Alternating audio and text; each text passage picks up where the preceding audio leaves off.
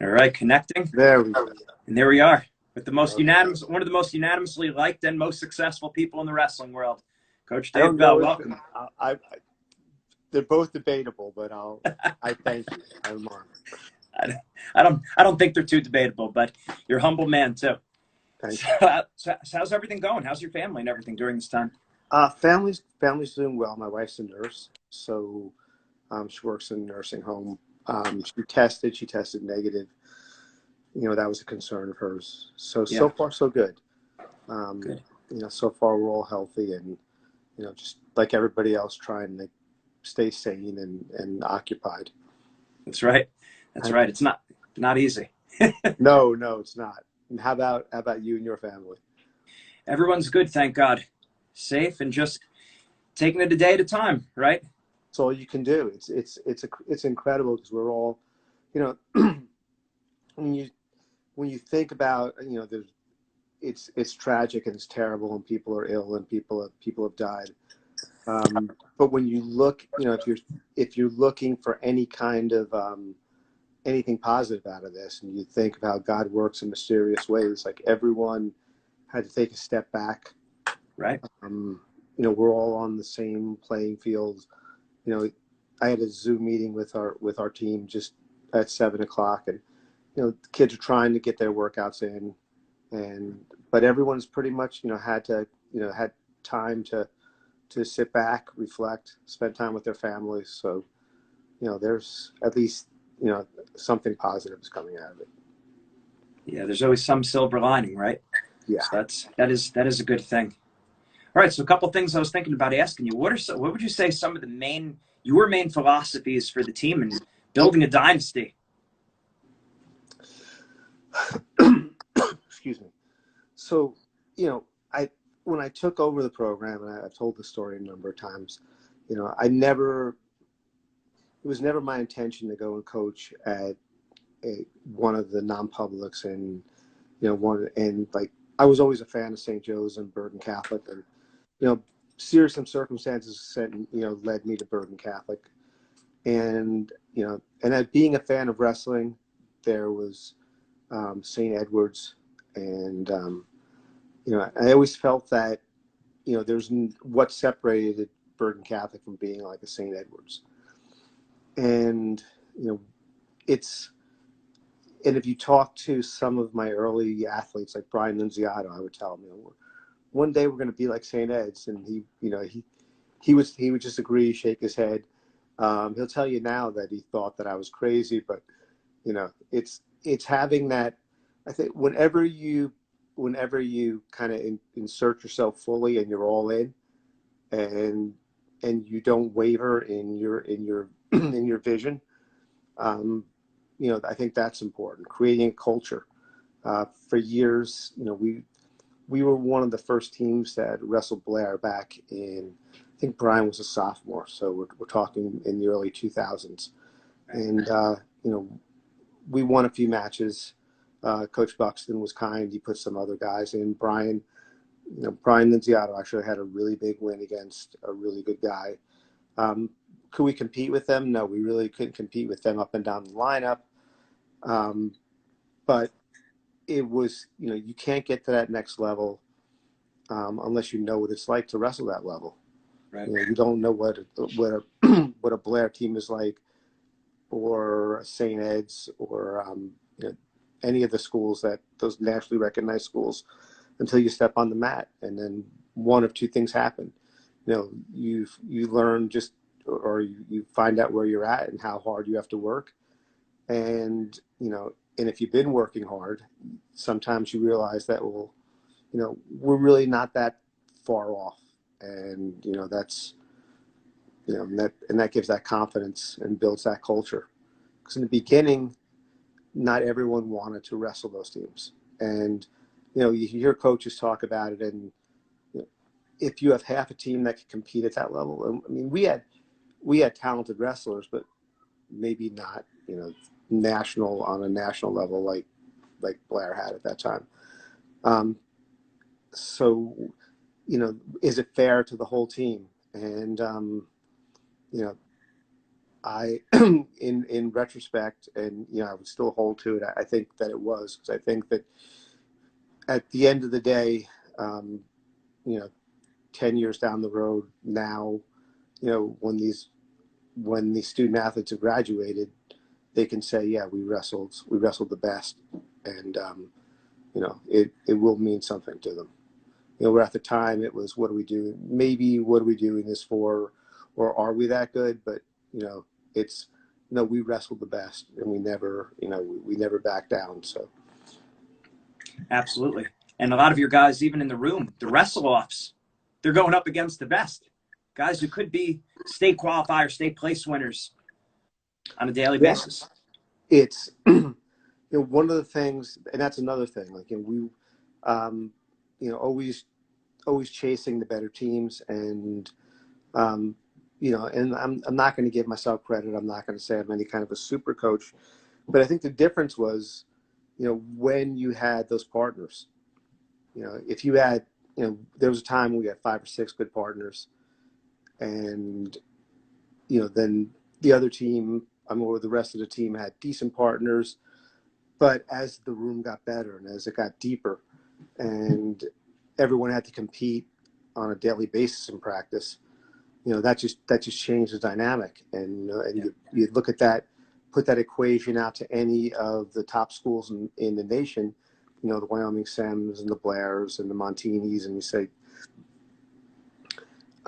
when you have to compete with the best kids in the country that are also on your team, Right. it makes a big difference. That was I think that was the game changer for us when first Johnny Sebastian came, and then then Nick Soriano and Joe Grello and Kevin Mulligan, and once we had that momentum, that was that turned us around. Yeah. And how do you keep the kids motivated when they have a workout partner or someone in their weight who can beat them? Maybe they're the backup this year. They know they could be someplace else and starting. How do you keep their minds in the right place? Let's stay here. Let's see it all the way through. This is your, great chance of success. How do you do that? That's a difficult thing, and especially in our sport. If it's in some of the other sports, in football, you can get basketball, you can substitute kids in and out, you can get playing time. In wrestling, there's that one spot, and it takes a lot, um, for for for someone to come to a Bergen Catholic or Del Barton and say, I may not start, um, but at the same time, um, I'm here. Let me just. I think the philosophy is, and the underlying philosophy is, is it more important for me to start, or do I want to become a better wrestler? And do I want to be challenged every day? And, and I think you have to bring it down to, what it's all about. It's about challenging yourself, getting better, and earning a spot, rather than, well, I don't want to sit a year, or I want to miss, so I'm going to go here where I can start. And I'm not saying that's a wrong choice, but I think the ideal choice is to go where you have your best opportunity to get better, and school wise, culture wise, everything is is the best for you. And it may be Bergen Catholic, it may not be Bergen Catholic, but I think that's the way you have to approach it. A story I tell all the time, um, in college, the wrestling coach that I had at Slippery Rock State College, Fred Powell, he was still to this day like the greatest technician in terms of motivational, and he just an amazing man. And he wrestled for Granby High School under Billy Martin back in the 60s. And his teammate was Gray Simons. And do you know Gray Simons? No. Gray Simons, if you look at like wrestling history, he was considered one of the greatest lightweights of all time. He was a Yeah. 3-time NCAA champion for Lock Haven. You couldn't wrestle as a freshman then. That was, freshmen couldn't wrestle varsity. And Fred Powell was, in high school, they were separated by a weight class, but going into college, they were going to be the same weight, and that was 115. And you know, Gray Simons went to Lock Haven, and Fred Powell followed him to Lock Haven. And they said, well, you know, you can't beat Gray. Why are you going there? And he said, well, that's my best partner. And he was behind Gray Simons for a couple of years. And then once Gray Simon graduated, he became a national champ.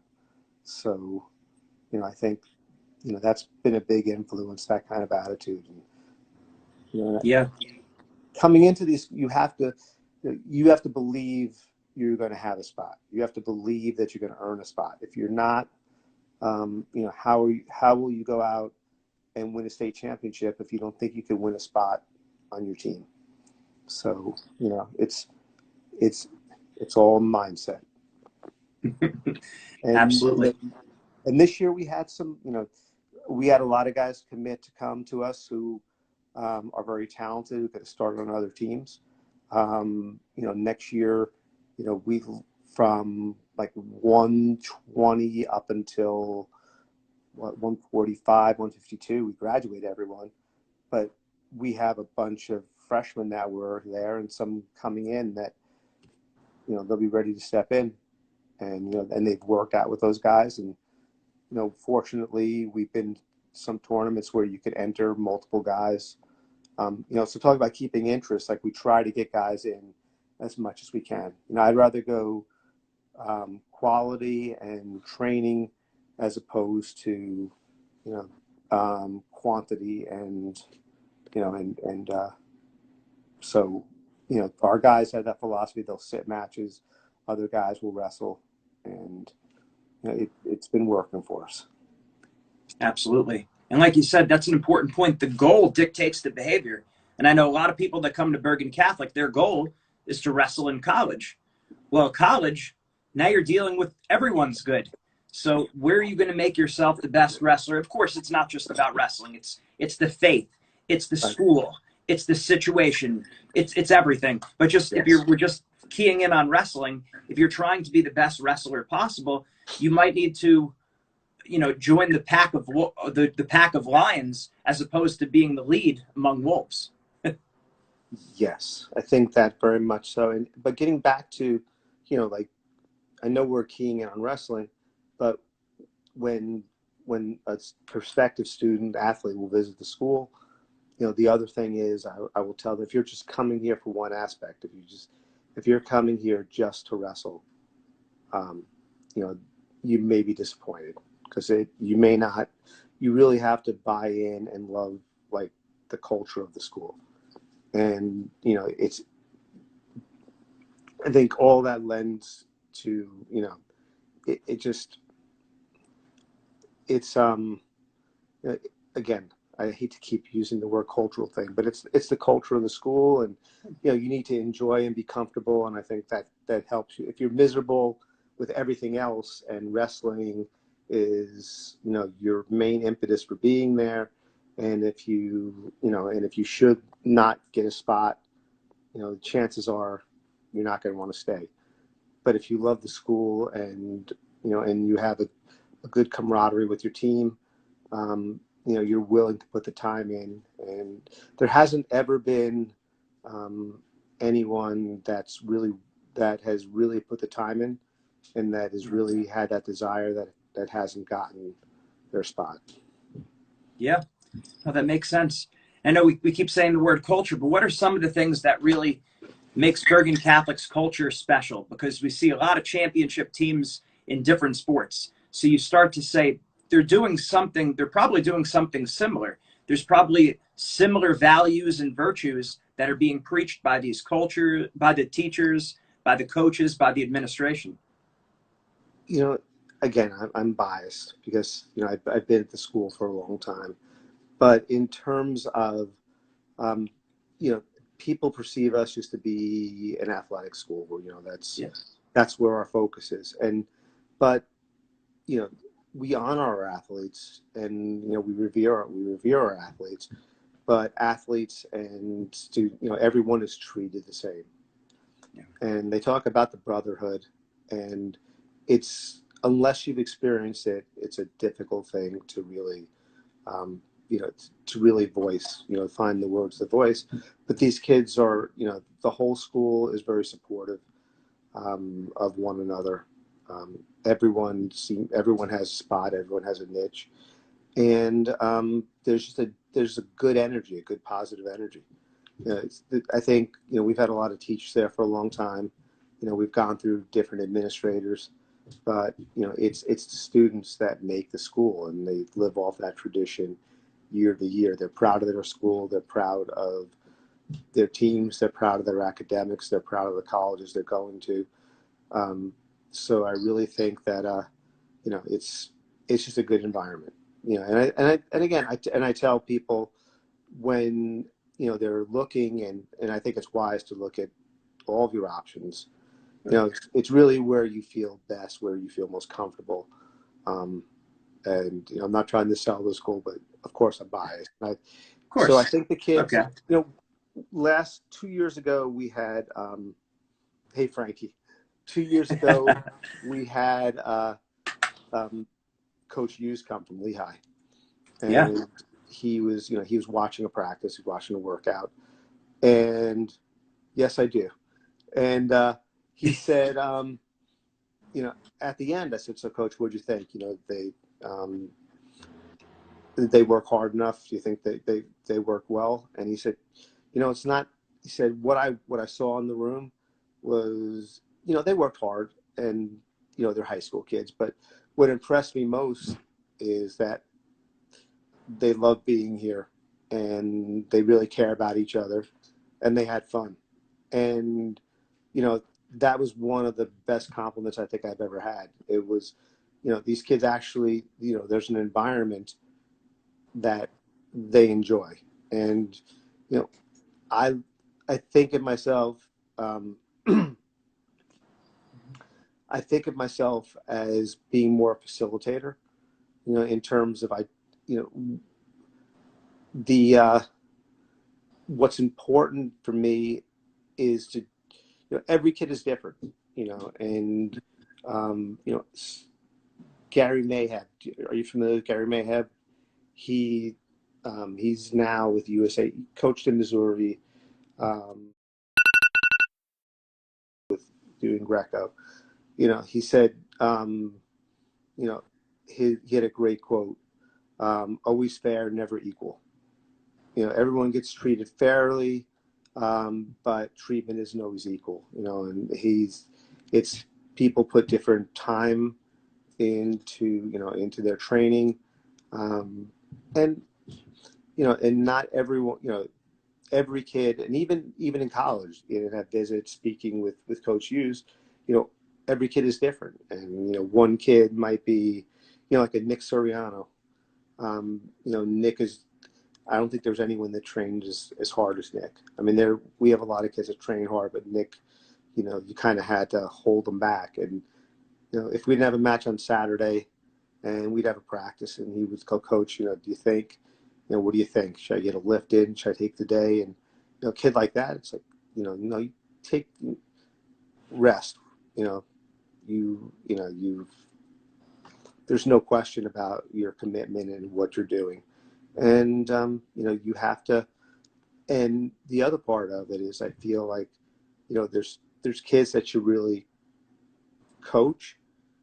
And then there's kids, there are athletes that you manage. And when I say manage, coming from, especially from a mindset standpoint, and the athletes that we're getting, they're, they've already experienced a lot of success. There's a lot of expectations, and it's a lot of pressure. And sometimes they're not always, as much as they're not always in love with wrestling, as much as, they do it because it's their identity.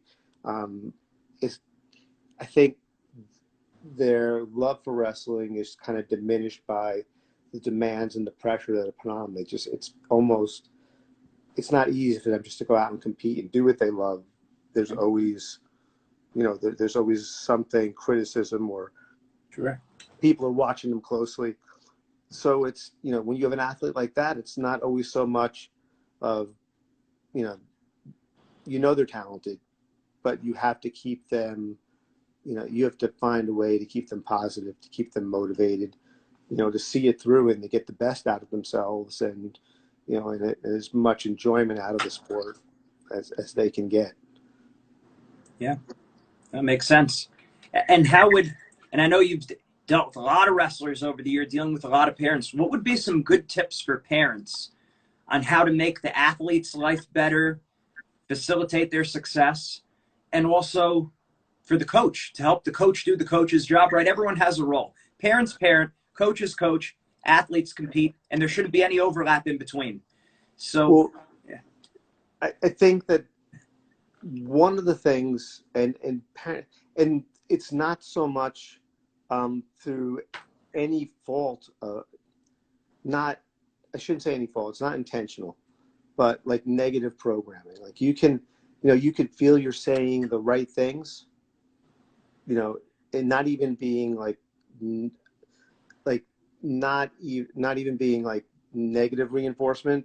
You feel that you feel that you're saying the right thing, but it can have, it can have just the opposite effect. Some years back, we had a wrestler who had, he was having a great deal of he was having a lot of difficulty making. I believe the weight class was 112 at the time, and and everything was revolving on his season, and feeling that if he was going to win a state championship, um, he had to be at 112. And I remember his dad. We had a conference with him and his dad and myself, and his dad said, "So what? Go 119. If you're not a state champion, it's not a big deal." And and he meant that from his heart. Like, I'm still going to support you, but that's not what the wrestler wanted to hear at that time. So, it was good intent, but not well timed. At the end of well, it turned out well, because that wrestler did go 19, and he won a state championship. So there's two lessons in there. One, you just have to be supportive.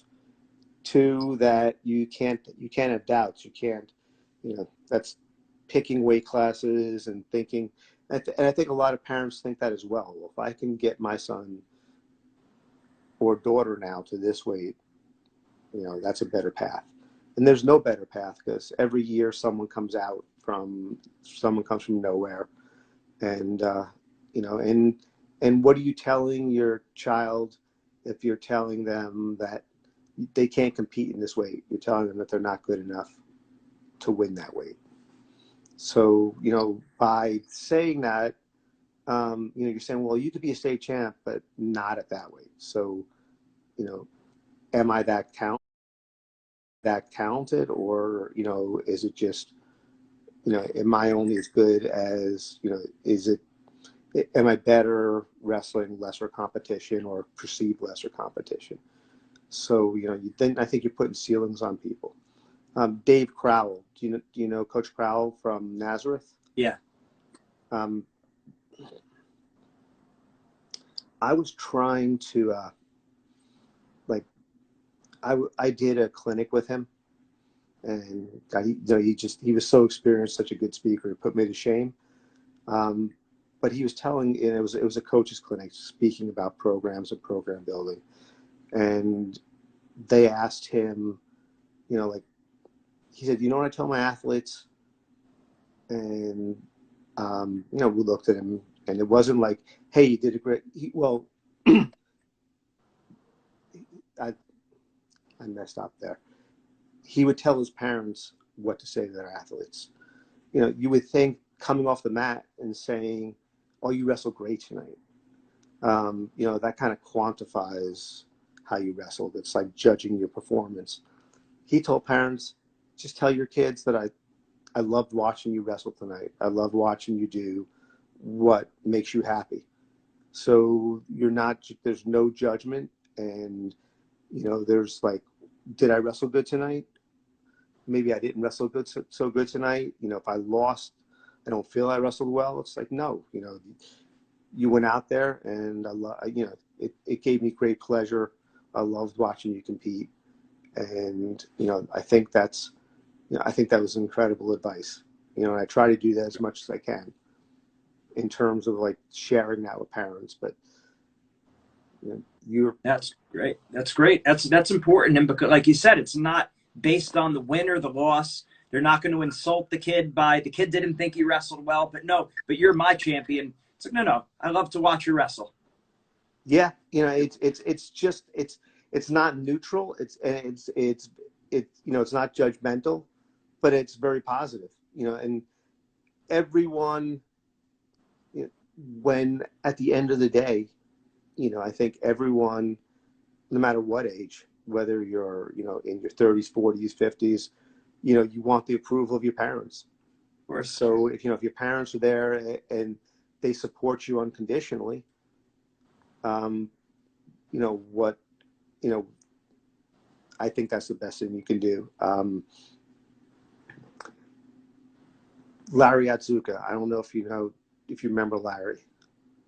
No. Larry wrestled for me in the 2000s. So Larry's father, Larry Sr., was very good.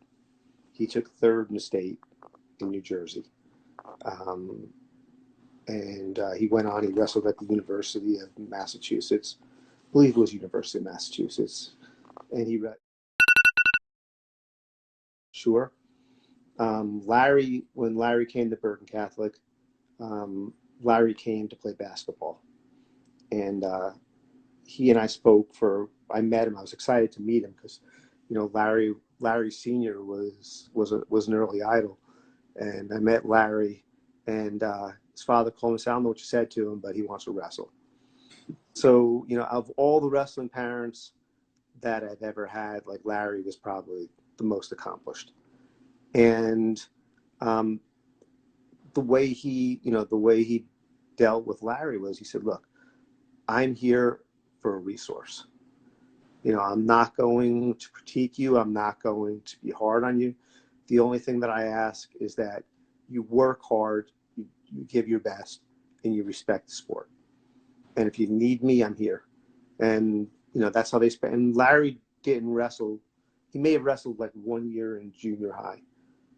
Didn't like it much, played basketball. But, Larry was a state qualifier. He was 1 round away from placing. But he loved the sport, still loves the sport. Went to Brown, wrestled for 4 years at Brown. But his dad, who was very knowledgeable, just sat back and said, when you're here, when you need me, I'm here. And he would go to him and say, what do you think? My conditioning? Well, I think you need more cardio. But great relationship, where he, and I think that's the other part of it as well. If if those early pressures that are, or expectations that are put on some of these athletes, it really dampens their enthusiasm for the sport.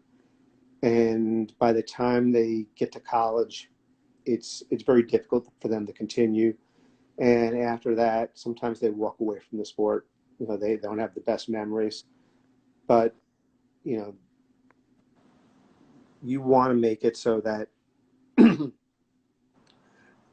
like Larry being a perfect example, like he still loves sport. He'll always love the sport. And, so it's, I think that's a big part of parenting too. Like not to, and no one likes to lose. No one wants to walk off the mat and be criticized for losing a match. And sometimes, sometimes if performance isn't up to par, what it should be, a lot of it is because there's a fear of losing, and the fear of losing is the fear of disappointing. Yeah. So, it's like, I don't want to go out on that mat and lose. I don't want to face, and not that it's going to be, not that it's always it's going to result in some kind of real negative confrontation, but it's like I'm letting, I'm letting my parents down. I'm letting my coaches down. So, I think, you have to understand that no one wants to lose, and the more pressure you put on them to win, the more difficult it becomes to reach their full potential. So you have to motivate them in a positive way to be the best that they can be, and and whatever that best is for some it might be a national champ, for some it might be a district champ, but ultimately if they walk away and they're satisfied and they can feel good about their career, it's a success. Yeah, that's big. And the parents just recognizing that the kid doesn't have to be someone else. They don't have to have someone else's level of success or go just right down, down the same road as someone else. I think about a lot of times at Bergen Catholic, you see on signing day, everyone's going, like so many athletes going Division I. And Right. then you don't want to get in your head as a kid, I have to go Division I so I look good in front of my friends. That might not be the best fit for me. Sure. So no, I just think about that because there's always that pressure when you're at a highly successful school, many great athletes. You want to make sure the kid knows, no, you have to do what's best for you, and Yes. which isn't easy. No, and it's just like choosing your high school. It has to Right. be the best fit for you. Um, Speaking to some of the coaches, like the coach from oh God, it'll come to me in a second. I'm drawing a blank. Coach Honecker. I'm trying to think where the school's in New England. It's one of the best private schools, liberal arts schools. Williams, coach from Williams. He's always looking for that. It's such a great school, and it's not an Ivy League school, but if you're into academia, you're aware of just how good of a school it is, and he's always looking for that athlete that's right on the fringe of going Division I or Ivy, that he can steal and go to Davidson and get that education. Yeah. So there's options out there for great education.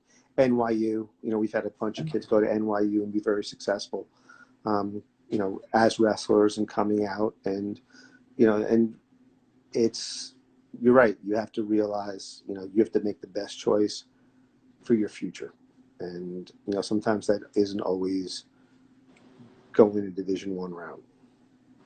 Yeah, that's true. I hope all the wrestlers are really taking to heart all these things here, because there's a lot of great gold nuggets of information that if they apply that's really going to help them, and parents too, because the parents need it, the athletes need it, the coaches we all need it, right? It's athlete, coaches, parents. The more you get people on the same page, that's how you build a dynasty, and that's how people are happy. Because I'm sure you've seen times where there might have been the success, but maybe people weren't as happy, and then there were other times where there was the success and it was enjoyable. And how much better, how much sweeter is that? It's yes, and a lot of times, a lot of our greatest, what I consider some of the greatest successes since I've been a coach, hasn't been the wrestler at the top of the podium, and and those successes, talking about like a young man, we had Evan Quinn a few years ago, and he started for us as a sophomore, as a junior, and he lost a spot as a senior. And it's when you're a 16, 17-year-old kid, that's very difficult to process. And people were saying, well, why would you stay there? You're not going to wrestle varsity. You should transfer. And he said, no, this is my school, and this is my team. And he stayed on, and he worked out with the team trained with the team the whole year. We got every opportunity to have him wrestle. He wrestled.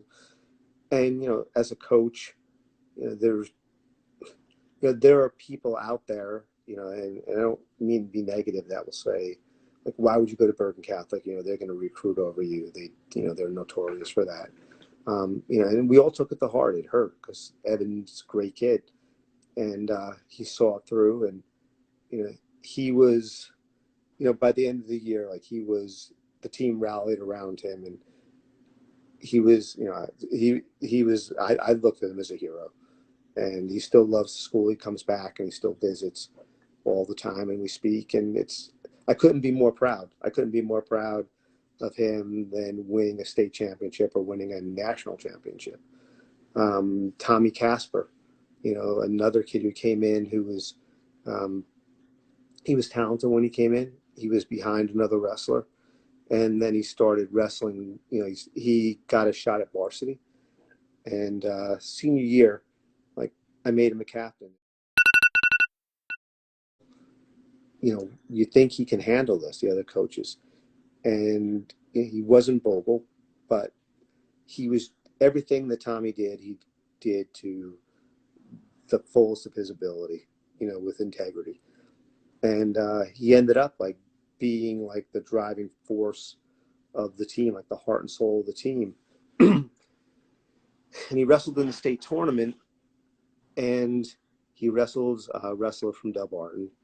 And it was a great match, and it went right to the ride out. And Tommy couldn't get out from the bottom. He couldn't escape. And the Delbarton wrestler, he had it just before like the last, like the sudden victory ride out at the end, he had an ankle injury. So Brian Nunziato and I were in the corner, and we were saying, we knew that he should have got, we said, he should go down. He's going to get out. This kid is, he's a bit injured. He can't push off his foot, and this is, he can get out. Or I'm sorry, we thought he should take top because he won't. Yeah, right. Because we felt he couldn't get out, and we felt that now with an ankle injury, he's a little banged up. We can ride him. And Tommy came over and he said, "I'm getting out." And Brian and I looked at each other, and he said with such great conviction, "No, I'm getting out." And we said, "All right," against our better judgment, we said, "You're a senior, your choice, you go down." And he didn't get out; he lost. After the match, went over to him, and he was in tears. And it wasn't about not placing. He said, my biggest regret is I'll never get to wear this uniform again. And that kind of commitment to the program and to the school, and that's a champion. And we lose sight of what a champion is. Champion isn't always the guy that gets his hand raised. That's absolutely right. There's a lot of things that go into being a champion. That's right. We're always saying it, and all the great coaches are saying it, that we're really just using the sport as a vehicle to build virtue, right, and lessons for life. So it's of course, everyone's trying to be successful, but it's the relationships. I could definitely attest to that brotherhood that you spoke about at Bergen Catholic. I know everyone, that's most people that I see that are there, they're very happy to come back and then give back. They have that cohesiveness. They love being Crusaders. It's who they are at the school. And I know it's a big part. I know you're a humble man. You won't say it, but you have a lot to do with that. And everyone I know that watches knows that too. And everything you've done and all the hard work you put in, and dealing with a lot of egos over the years. It's just, being the man, the glue that holds it all together. It's a great thing. It's testament to you and the coaching staff and the school, the administrators, everyone. Yeah. So, I've been very fortunate. I've had, I've had great kids and great alumni, and, and support. So, it's a group effort. It's not, not any one person. That's it. We is greater than me. Yes. But make no mistake, you're a big reason for the success. So, Coach, thank you for all you do for Bergen Catholic and also for the sport. Like I said, anyone who I talk to, everyone's a big Dave Bell fan. That's one of those unanimous things that you see. And it's really easy to see why. But thank you, Coach. We could talk all night. I'd love to do it again. Thank you very much. Appreciate it. Thank you so much. I'm honored to be on.